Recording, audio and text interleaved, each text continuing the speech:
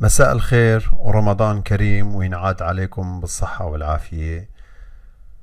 أصدقائي، اليوم راح أعمل فيديو جديد خاص لاستوديو الريميكس. استوديو الريميكس خاص للتسجيل، هي خاص للمكاتب، إيقاعات أو الأصوات. وفي كتير من الشباب طلبوا مني كيف نضيف مكاتب لستايلوس ريميكس، واليوم راح أعمل هالفيديو كيف بدك تضيف مكتبة لستايلوس.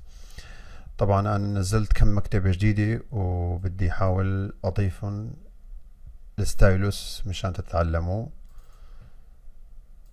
هون عندي المكتبتين، هون عندي المكتبة، هون ملف المكتبة. طبعا أنا قبل فترة نزلت كم مكتبة عربية.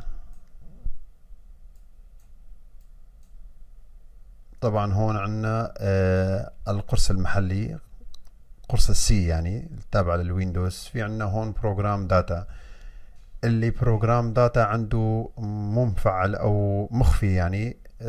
طريقة التفعيل هون 3 نقط.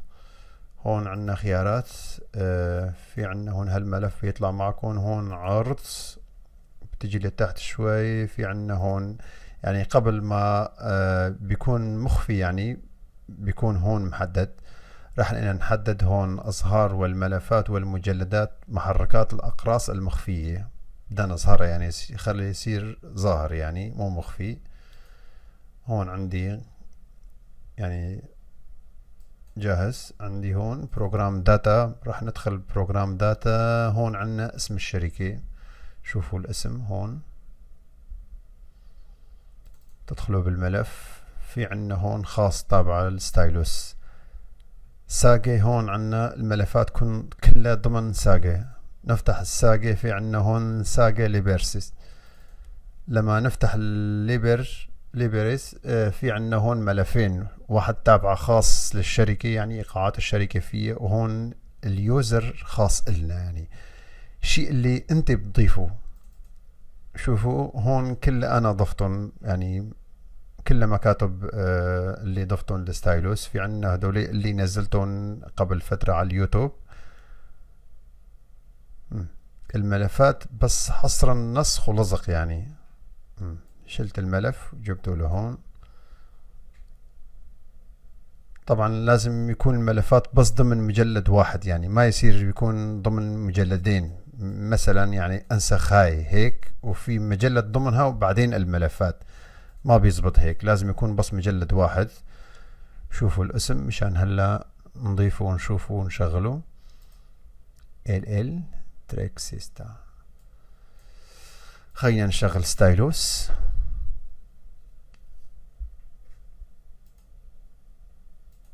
عندي هون ستايلوس، هون يوزر، هون مكاتب اللي انا ضفتهم باليوزر. هون تبع الوكالة، هون اليوزر اللي انا ضفتهم.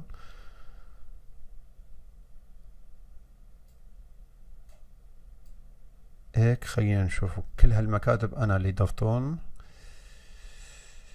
ال هون عندنا هذا هو ملف اللي انا ضفته، مثل ما عم تشوفوا هنيك الاسم فولت 2.